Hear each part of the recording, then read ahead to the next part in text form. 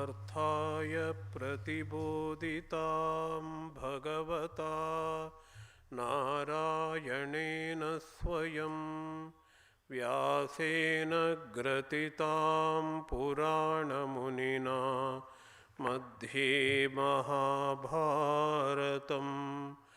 अद्वैतामृतवर्षिणीं भगवतीम् अष्टादशाध्यायिनीम् Amb त्वामनुसन्दधामि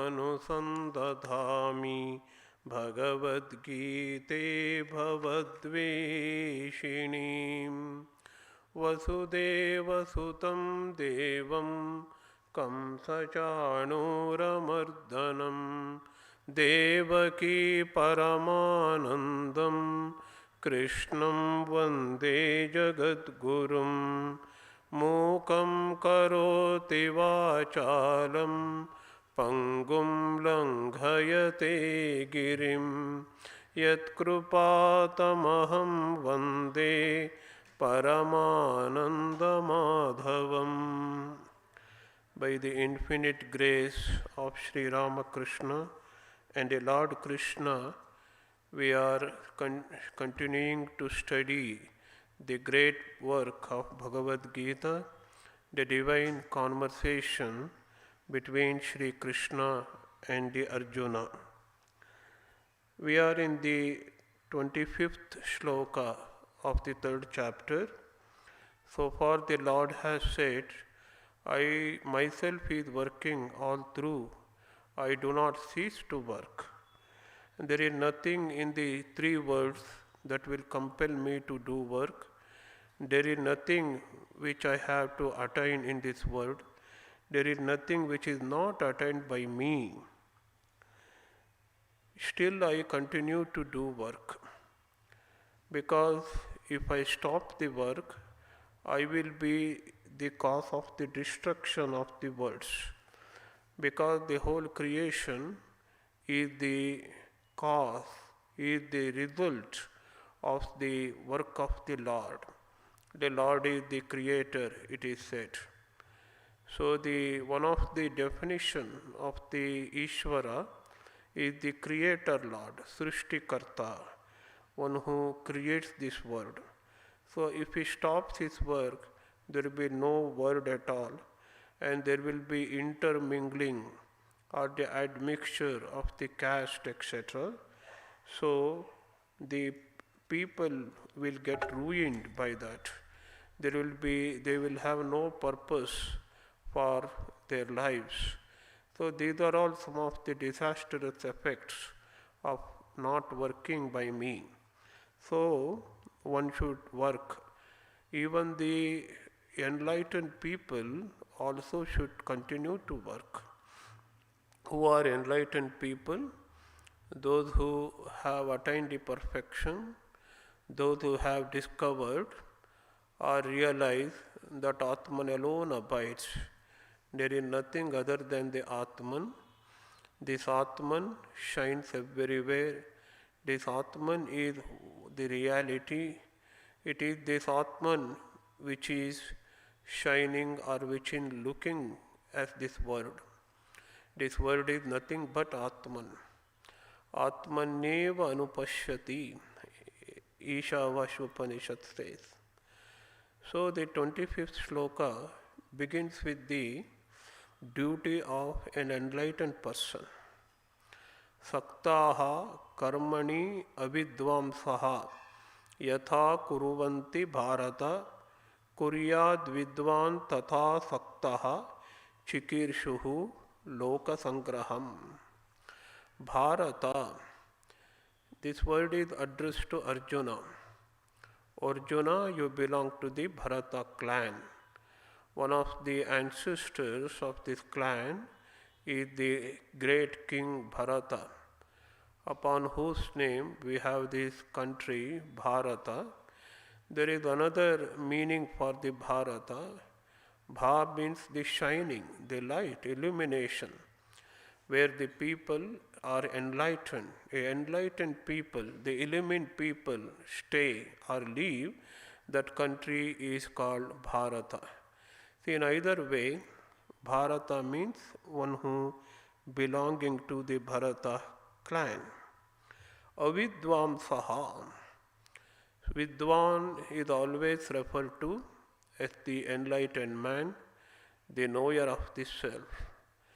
For ignorant man, the world appears as manifold and with names and forms and numerous entities.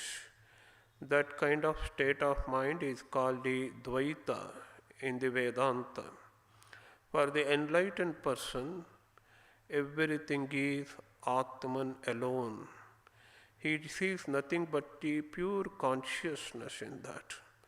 And such person is called Vidvamsaha. Saktaha karmani avidvamsaha. One who is not Vidvamsa, one who has not reached that stage, one who sees multiple universe. So we are all avidvamsaha here. So we see duality, we see subject and object, we see we are different from God, we are separate from God, we see that there is a work to do for us and we reap the results. So this is the Triputi it is called as far as the work is concerned. What is the Triputi? Three components of the work. One is I am the doer, it is the Kartru. Second one is the work itself, the karma. Kartru, karma, and the third one is the result, phala. There is another element called karaka, the helping factors of the work. So these are all visualized by me. I am different from my work and the results are different and the helping factors of the work are different. I am doing this work for a result. That means I always think I should have something to gain. I should become complete. I should become fulfilled. In order to get fulfilled, I should work and I should reap the result. If I reap the result, I will get fulfillment. This kind of ideas belong to avidvamsaha, in contrast to Vidvamsa, who is self-fulfilled. He finds fulfillment only in Atman. So Vedanta says Atma Kama, Akama, etc., etc. So Akama, one who has no desires in other things, because he is Atma Rama. He finds pleasure only in the Atman, in self itself. And Atma Kama, he finds fulfillment only in the Atman. Therefore, he is Akama. He doesn't find fulfillment in other objects, so he has no desire for it. So these are all the epithets given to Vidvamsaha. One who is ignorant person always desire to make him fulfill, because he doesn't find fulfillment in Atman at all. He doesn't know about the Atman. He doesn't know that Atman is the source of all fulfillment. Atman is the source of joy. Atman is infinite. Atman alone abides. Atman alone is the reality. Such person, how he works? Saktaha.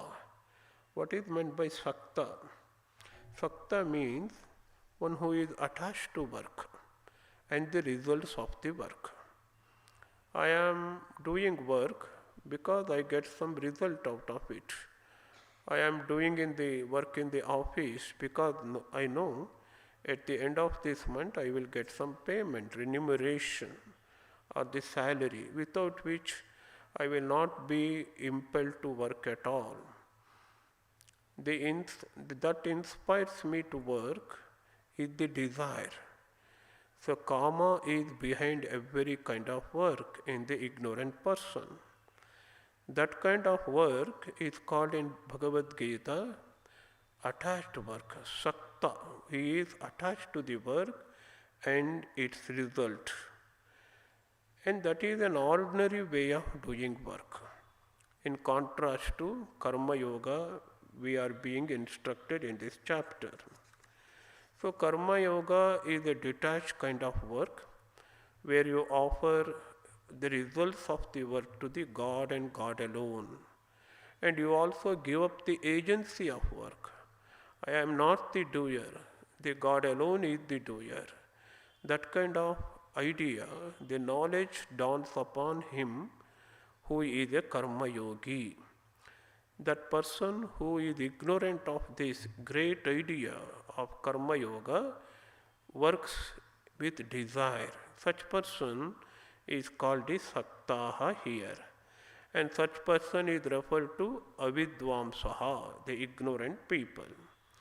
So saktaha avidvamsaha karmani yatha kuruvanti. How he does this work? In what manner that ignorant person does his work? Externally, there will be no difference at all. I have already given this example before, I will repeat. Ramana Maharshi used to be engaged in many activities of his ashrama, Ramana ashrama in Arunachala, in Tiruvannamalai. He would do many kinds of work, and he would even dress the vegetables, it seems. What is the difference between the work done by Ramana Maharshi and an ordinary cook? Externally, there would be no difference at all. But one writer says, one who has seen that work, his work was perfect. He was doing efficiently and in a very perfect manner, in a very easy manner.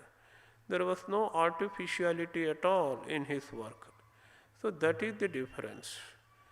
The efficiency, the perfectness you will find in the external sense, in the work of a realized soul. But internally, perhaps Ramana Maharshi did not have any sense of agency at all. He had no idea in his mind, I am the doer. No agency of work at all. And he is not at all bothered about the result of the work at all. And how it comes out, and what is the result, whether I will be appreciated for my work. All these things will not bother him at all. So that is the difference between the work done by an enlightened person, Vidwan, and the Avidwan, the ignorant person. But Krishna says here, in what manner the ignorant man performs his work, the enlightened man also should perform in the same manner. Yatha avidvamsaha saktaha kuruvanti kuryatu vidvamsaha kuryat. In the same manner he should work. Kuryat means it is a kind of order, commandment. Who is Vidwan? Shankaracharya says Atmavit, knower of the self, enlightened person. Then why should he do the work? He has no bondage. He is not binding to the works at all. Because the enlightened person has lost the idea of agencyship of the work. He no longer feels I am the doer. When Sri Ramakrishna was talking to the people, conversing with the devotees, he had no idea I am giving some upadesham or instruction to the devotees. He would say, Mother is supplying me something, and that's why I am talking. If Mother stops supplying, I will also cease to talk. I have nothing in me. I am an ignorant person. It is Mother who is talking through me. This was the attitude of Sri Ramakrishna. But we people reading something, we try to give big lectures. We think we are sermonizing or we are giving instruction to the people. Who are we to give instruction?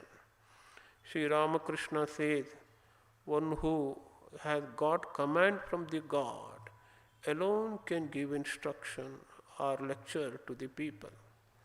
But in Ramakrishna Mission, we do preaching work also as the work of the God, worship of Sri Ramakrishna.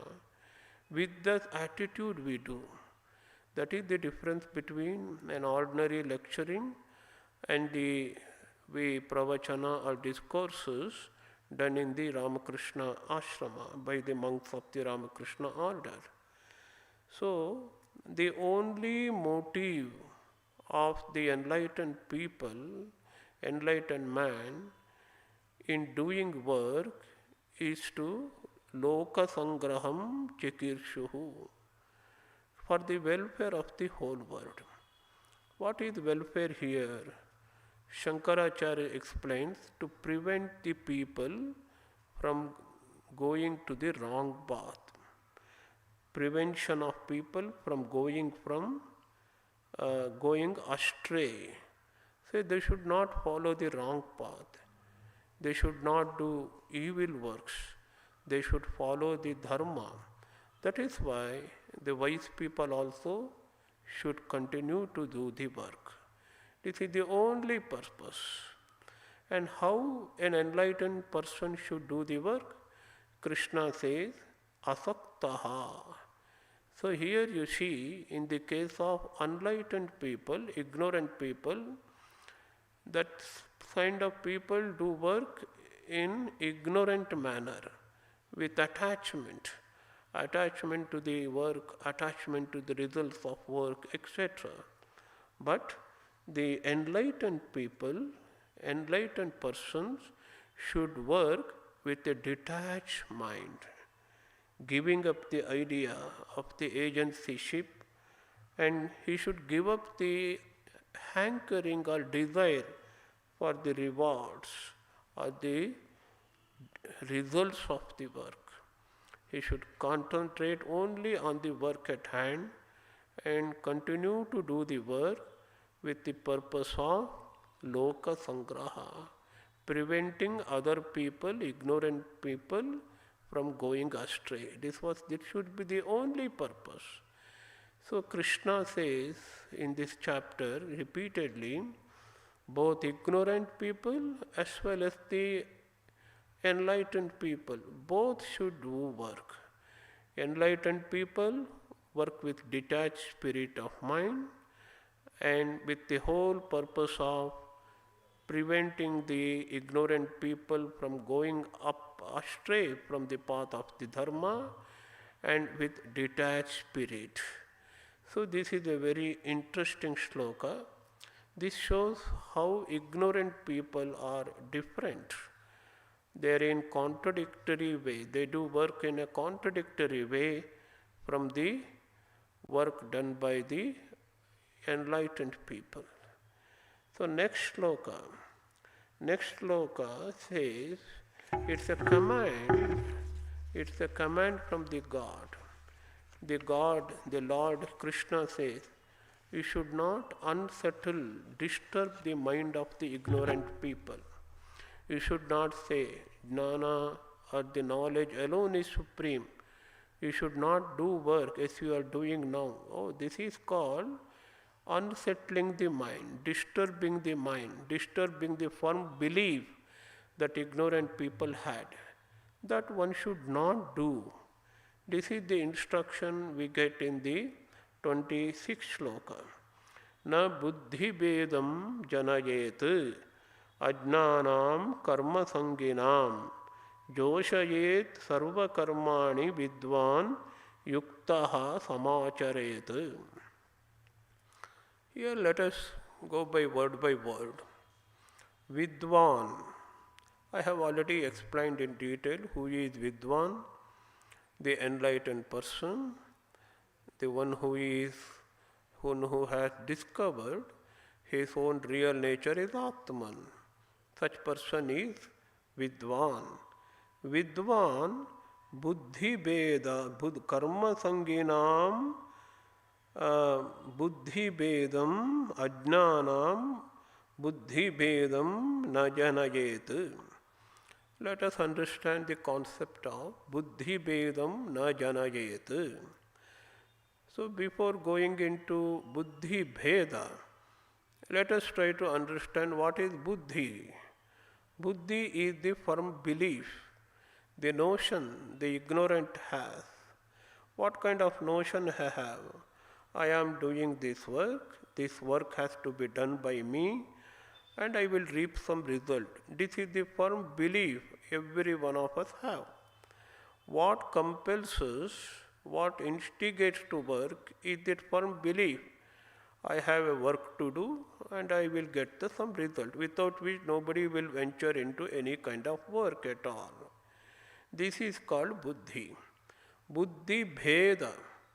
Bheda means a kind of different attitude, a kind of unsettling the mind.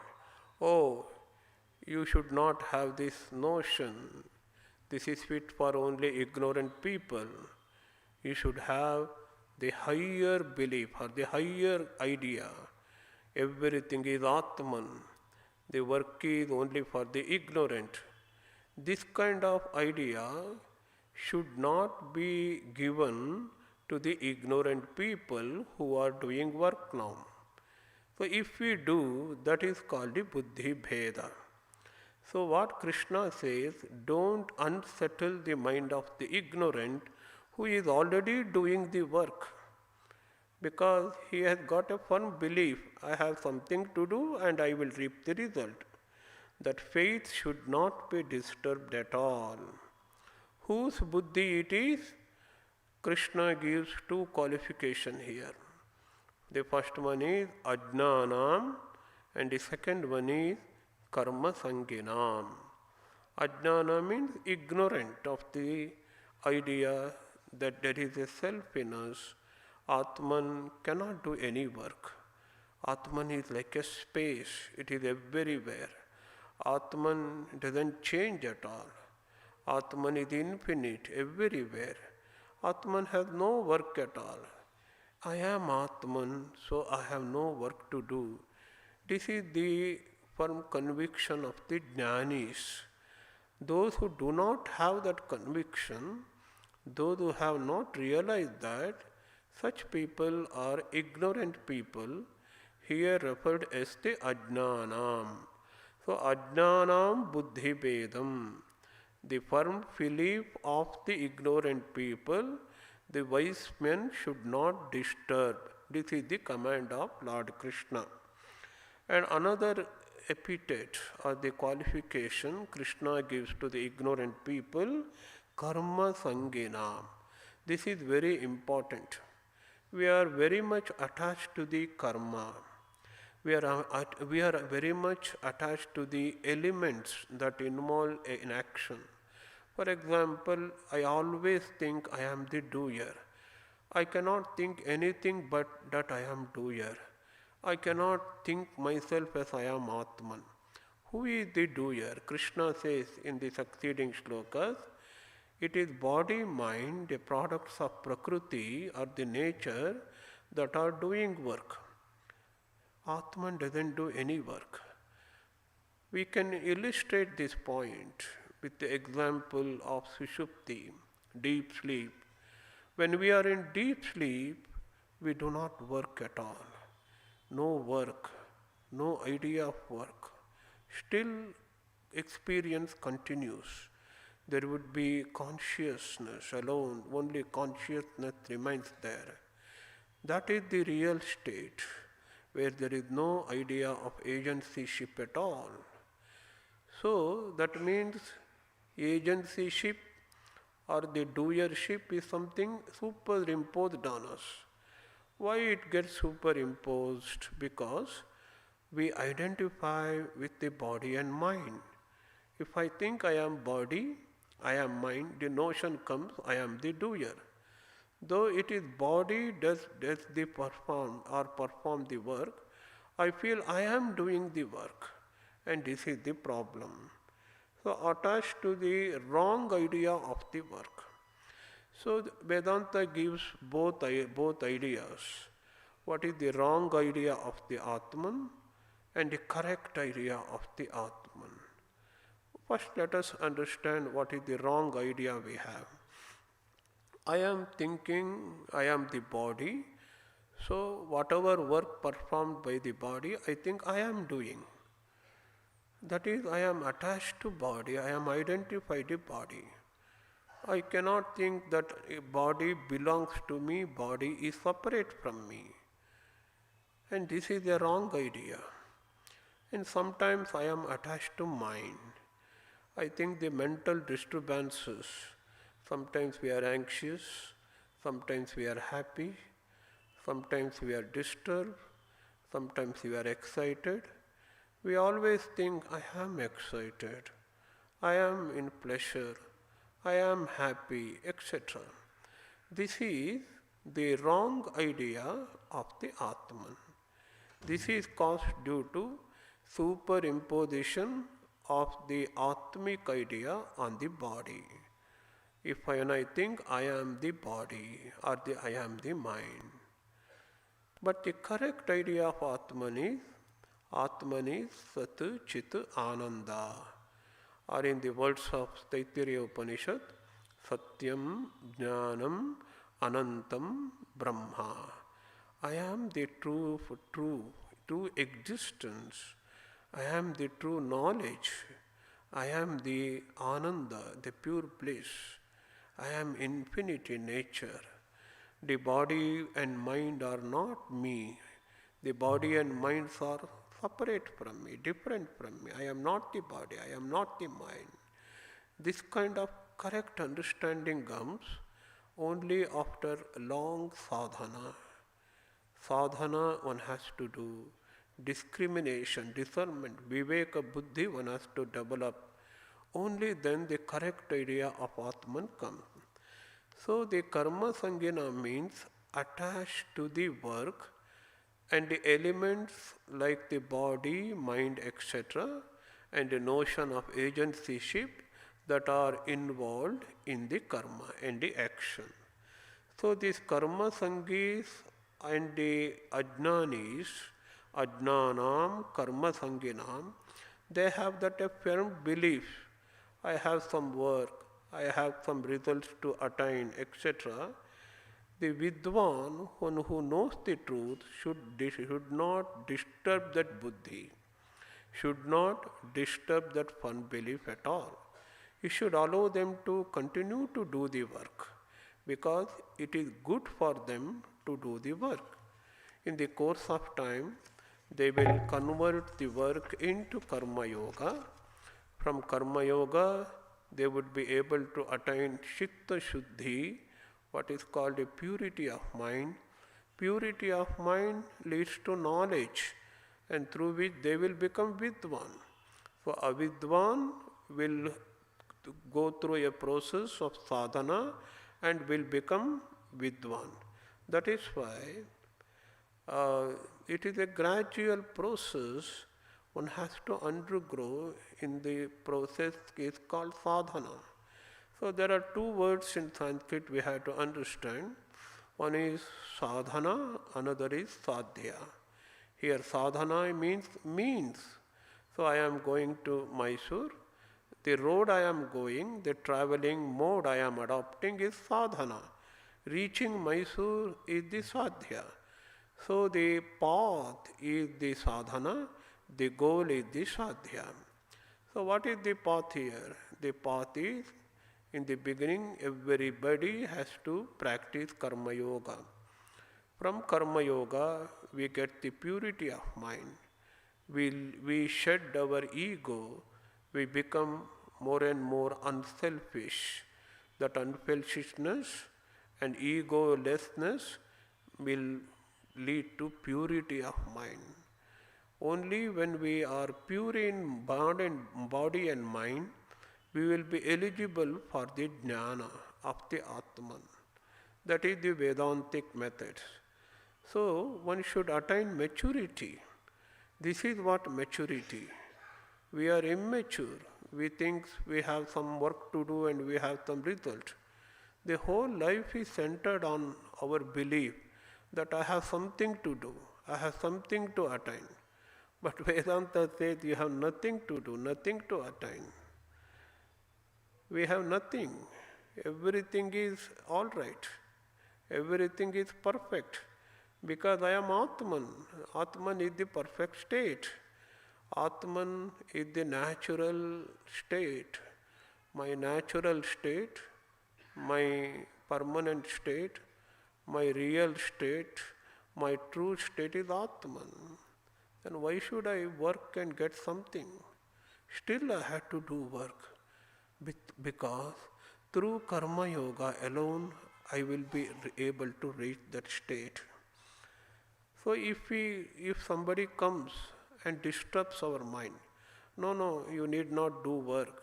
You become sannyasi or you join an ashram, follow the life of a monk or the nun, or detach yourself from the work.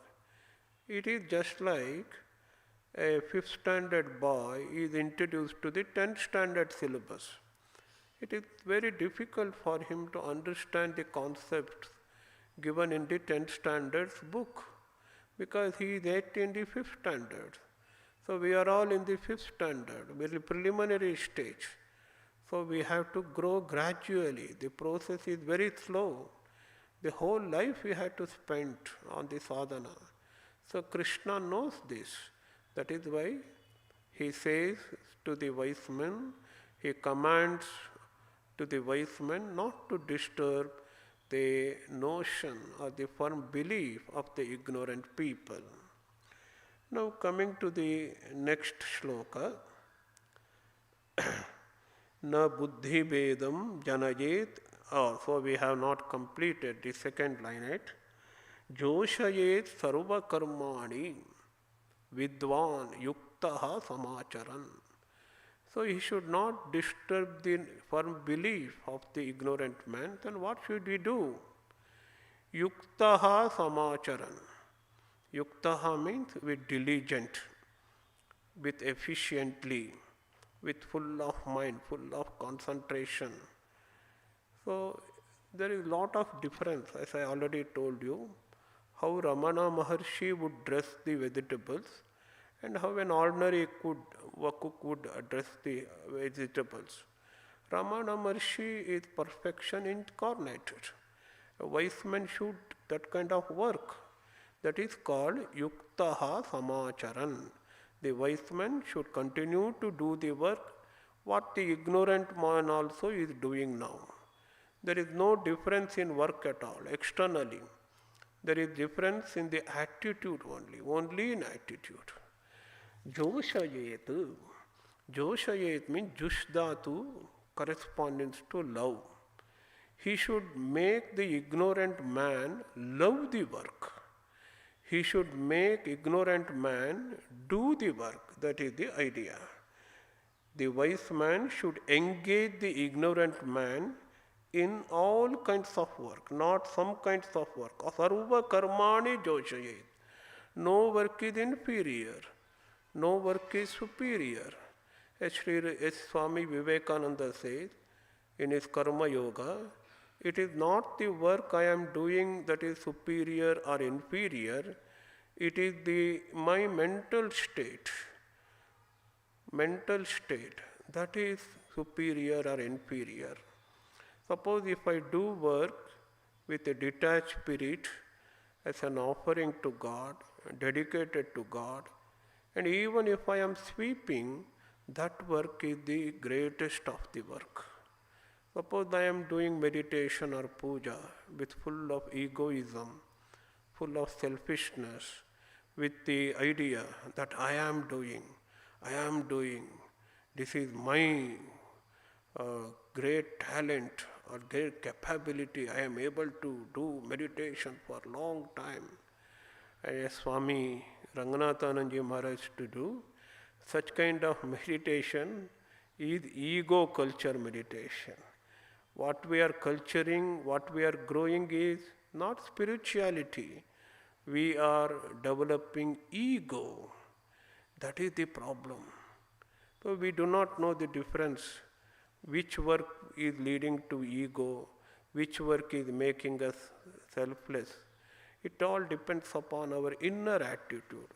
If I can do even a smallest work, the meanest of work, with full of dedication to God, with simple mind, with egolessness or the selflessness, that work would become a karma yoga according to Lord Krishna. That's why he says, Vidwan, actually it is here, what is said here is, Vidwan should become the exemplar. Vidwan should become the model for the ignorant man in Karma Yoga. Joshayet means he should engage. Vidwan, the wise man, should engage the ignorant man in all types of work, sarva karmani.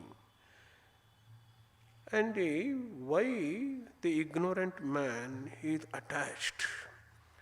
Why the wise man is not attached? What is the difference between wise man and the ignorant man? And the way of ignorant man, why he gets attached to the work? What is meant by attachment? The philosophical idea is given in the next sloka. Prakritehe kriyamanani gunaihi karmani sarvashaha ahankara vimudhatma kartaham iti manyate.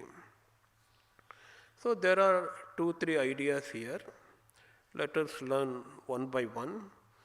Karmani sarvashaha.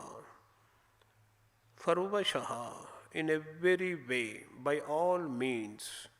Karmani, kriyamanani, actions which are performed by all means.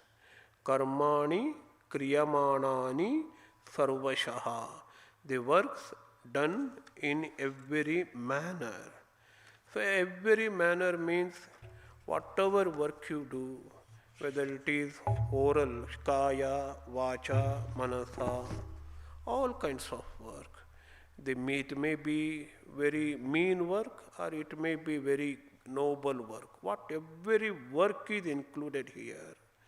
And every idea of work also in whatever manner you do. You may be very unselfish person, a noble person. You may be doing work in a very exemplary way. Or you may be a very ignorant person with full of ego and selfishness you may be doing. This is what is called sarvashaha. Sarvashaha. That sarvashaha, karmani, all kinds of karmani, performed. Kriyamanani means performed. So, karmani, sarvashaha, kriyamanani. So, sarvashaha includes everywhere, work done in everywhere, in every manner, in whatever mode you do the work, all kinds of work, irrespective of time and space and the mode we are doing work, whether it is a secular work or the religious work. Both are included here. I may be doing puja, dhyana, etc., or I may be engaged in office work or the business.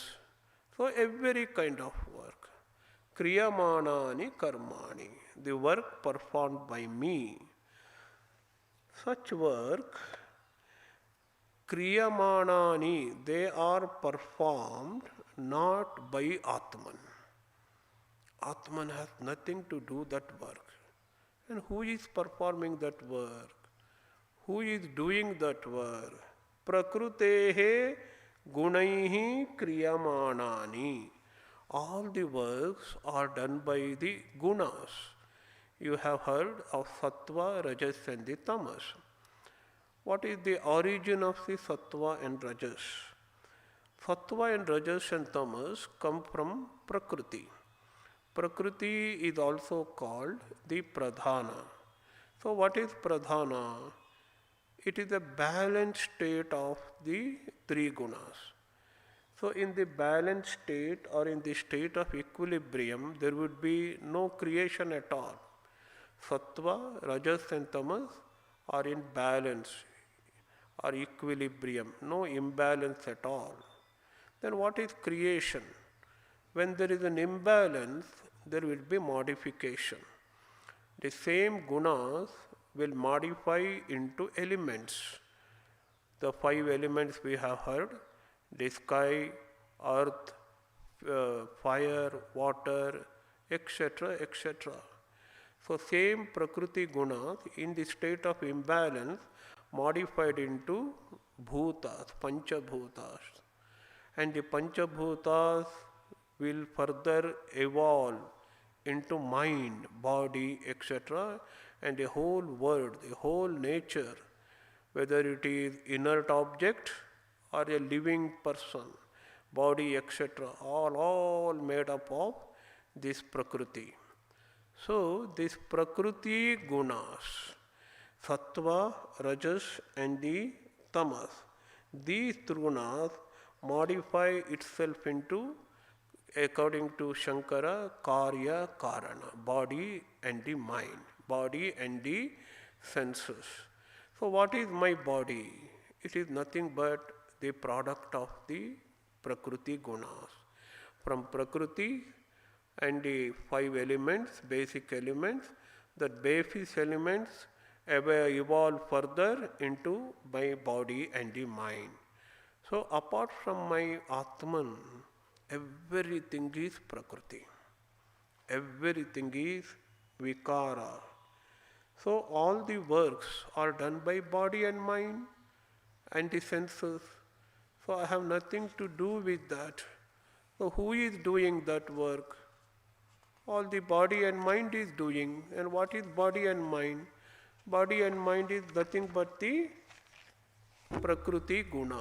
That's all.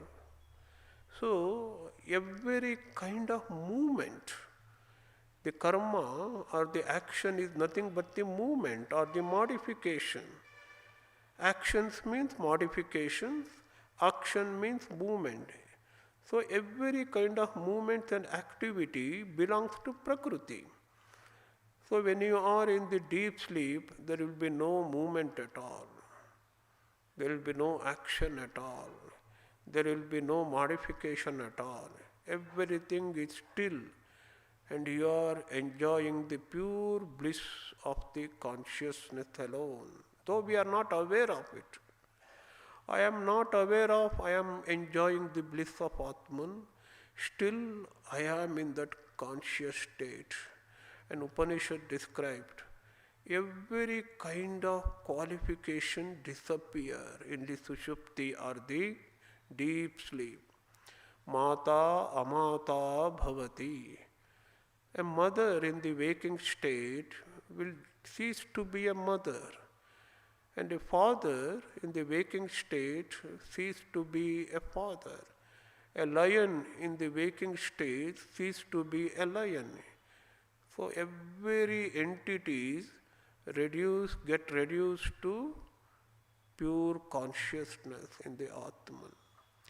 So all these modifications, all these movements, all these thoughts, and even the mind is the modification of the Prakriti.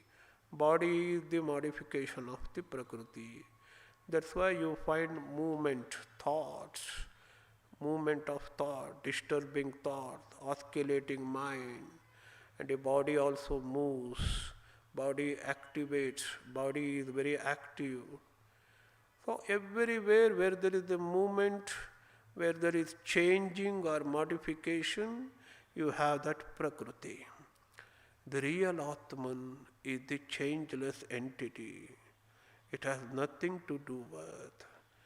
So the first instruction in this shloka is, all actions are done by the gunas of the Prakriti.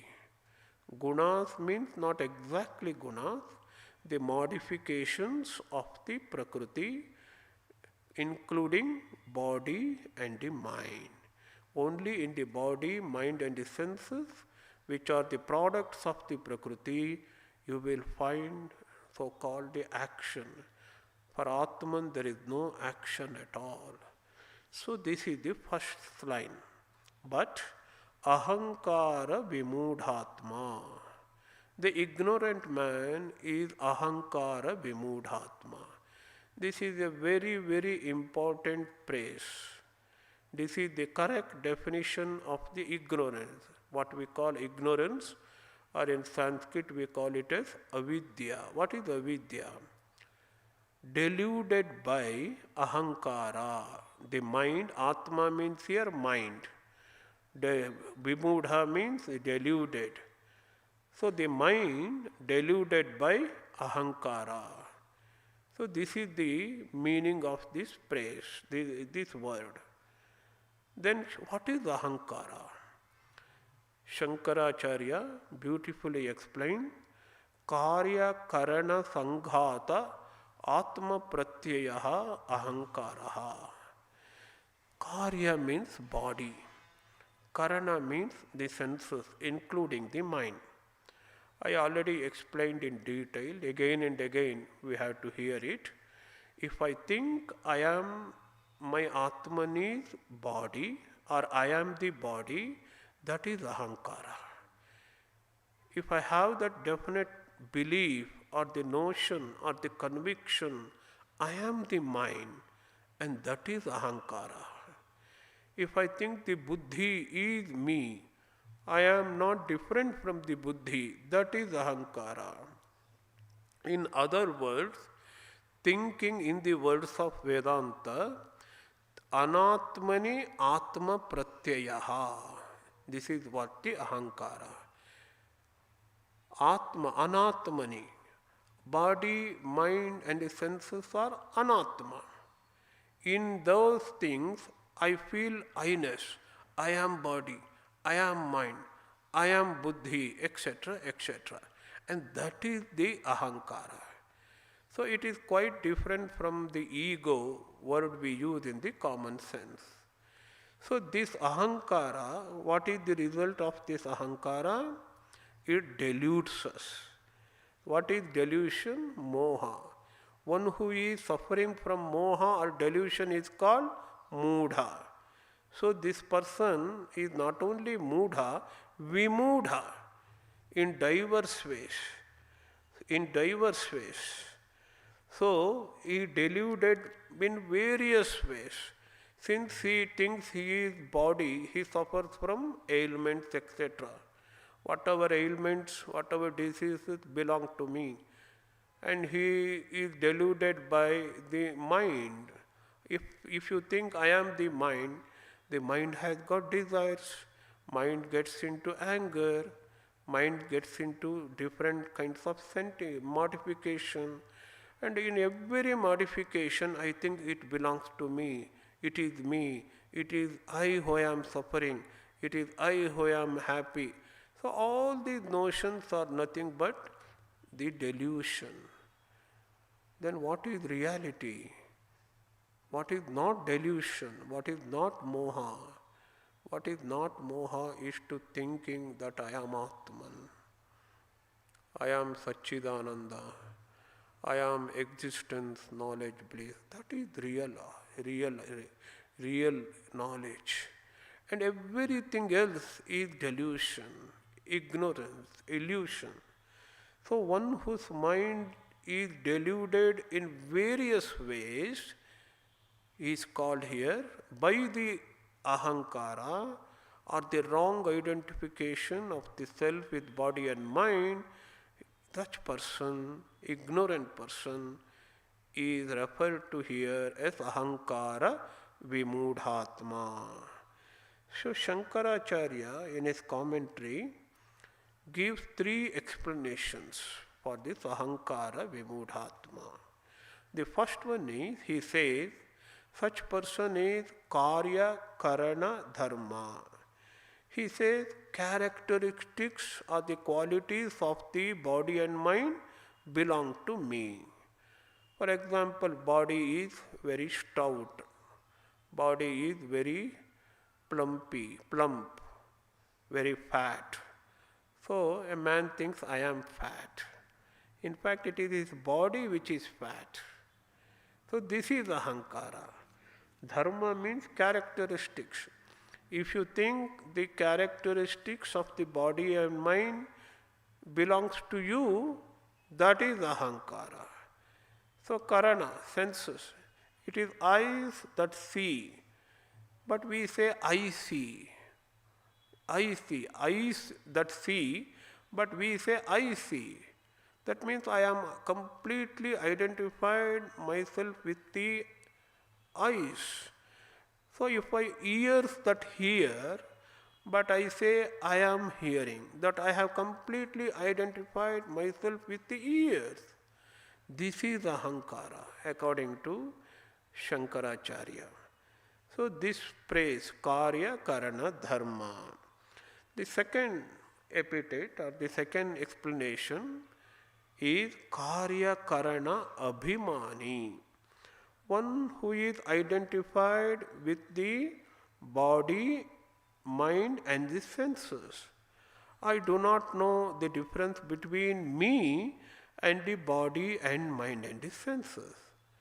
I do not know I am Atman, which is separate from body, mind and the senses.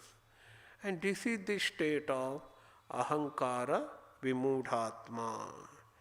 And next one, Avidyaya Karmani Atmani Manyamanaha. Since I identified with the body, I am not different from the body.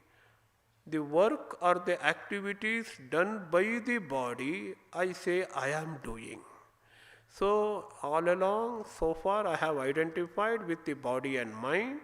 Now I am identifying with the activities done by the body and mind. So I am in a depressed state of mind. Only depressed thoughts are coming to mind. I say, nobody says, mind is depressed. Nobody says that. Always say, I am depressed. So happy thoughts are in my mind. Something very good has happened to me. I say, I am happy. Nobody says, my mind is happy. So if you are walking, it is body that is walking. Nobody says it is body is walking. My body is walking. They say, I am walking. So I am going. I am eating. It is body which is eating. There's such kind of notion.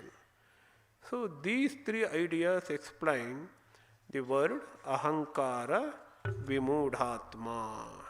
So I am the doer of all these diverse activities.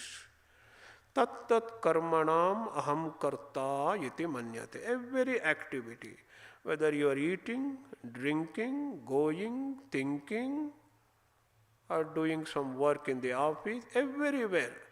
Whenever I say I, it is not I, real I at all. It is either body or the mind.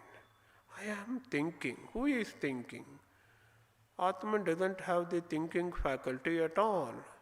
It is mind that is thinking. When mind is thinking, I say I am thinking.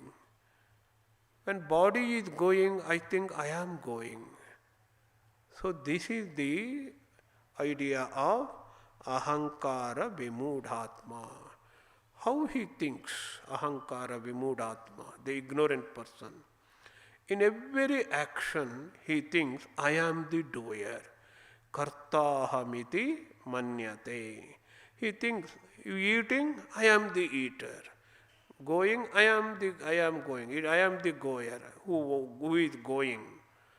And if he beats someone, I am the beater. And enjoying some drink or the food, I am the enjoyer. If he is suffering, I am the sufferer. So every action he attaches himself. I am the doer. I am the enjoyer. So this is the problem with us. All our miseries, all our sufferings are due to our identification with the body and mind. That is called Ahankara. Due to Ahankara, we get delusion. Where there is moha, delusion, there will be shoka. In the beginning of the Bhagavadgita itself, In his commentary, in the prologue of the Bhagavadgita commentary, Shankaracharya said, these are the two defects of Arjuna. One is delusion and the shoka, the suffering. Shoka, moha. Shoka and moha. They are interchangeable. They are complementary to each other. Wherever there is shoka, you will invariably find there should be moha, delusion. Wherever there is a delusion, there is shoka. I am suffering means I am deluded, I am an ignorant. Because the real knowledge that I am Atman, does not bring out any suffering at all. Because it is my real nature, real state of existence. This is the only state Vedanta proclaims there is no shoka at all. Vita shokaha. Absolutely there is no misery. Cessation of all the sufferings. Cessation of all the misery. Buddhists call it as nirvana. So, all sufferings are due to moha. So this person is suffering or in misery because of his identification with the body and mind, thinking that Prakriti gunas are doing work, they are the causes of doing any work, they are the performance of the work. Prakriti gunas, as I have told you, the body, mind, etc., the Prakriti gunas, sattva, rajas and tamas, modified into body and mind, they are the real doers. I identified with them and suffer. Moha. Moha means shoka. So this is the state of existence in the case of an ignorant person. In contrast, what will be the state of existence in a knower of Brahman or the knower of Atman, or one who knows the working of guna and the karma? He knows what are the gunas, Prakriti and the karma. Prakriti only can perform the karma. I am not the Atman, cannot perform the karma. Such person is referred to as Tattvavit in the next chapter, in the next sloka. Tattvavittu mahabaho guna karma vibhagayoho guna guneshu vartante iti matva na sajjate. Let us take up this sloka next time, but let me just summarize its meaning, give the meaning of this sloka. Tattva means understanding here. What is tattva here? Guna karma vibhagasya vibhagayoho tattva. Guna vibhaga and also the karma vibhaga. Guna means Prakriti gunas. So these Prakriti gunas you find manifestation in diverse form. They say tanmatra, the subtle elements, akasha, vayu, etc. These are gross elements. There is a subtle state of them that is called tanmatras. From tanmatras, the body has come, the mind has come, intellect has come, ahankara, mano, buddhi, ahankara, and we have 5 karmendriyas, 5 jnanendriyas, and 5 objects of the senses. Shabda, the sound, sparsha, the touch, shabda, sparsha, rupa, what we see through eyes. All these are different, diverse manifestations of the Prakriti guna. This is what is meant by guna vibhaga. So these guna vibhaga, tanmatras, mind, intellect, ego, karmendriya, jnanendriya, they all interact each other. They are always active, they are all dynamic. And there are diverse actions performed by them. For example, so this senses, the I is a Prakriti guna, modifications of the Prakriti guna. It does a function. What is that? It sees, that is a function. That function is different from the mind. Mind is also a Prakriti guna. What does it do? It thinks in diverse ways. Even in thinking, there are hundreds of ways. So yoga says there are two kinds of thoughts. One is klishta and aklishta, which is favorable to us, that gives us pleasure. Sometimes they won't give us pleasure. So hundreds of actions, hundreds of kinds of actions are performed by these diversified manifestations of the Prakriti guna. This is what is meant by Prakriti guna vibhaga as well as karma vibhaga. One who knows the philosophy of this, one who understands this, is called the Tattvavit. So let us continue next time. So next week there would be no Bhagavadgita class. Instead of it, we have a wonderful program, Sharada Devi Chintana Dhare, a symposium on the significance and teachings of the Holy Mother, Sharada Devi, and their practical implication in our day-to-day life. In June 14 Saturday and June 15 Sunday, at the same auditorium, Swami Vivekananda Centenary Auditorium, from 9 o'clock to 4 o'clock, there will be 4 sessions. Sharada Devi, Ideal Womanhood, and Sharada Devi, the family values, Sharada Devi, the fulfillment of embodiment of simplicity and forgiveness in the Holy Mother and today's necessity. There will be presentation by Matajis, monks of the Ramakrishna order, and scholars, both men and women. And there will be inaugural session and guided meditation, bhajans, etc. So this program will help us to contemplate, meditate on the holy teachings of Sri Sharada Devi, the Holy Mother, noble teachings of the Holy Mother, and how we can apply these teachings in our day-to-day life. I request all of you to register online or offline by coming to office and taking the tokens. Thank you very much. Om Shanti Shanti Shanti Hari Om Tat Sat Shri Ramakrishna Arpanamastu.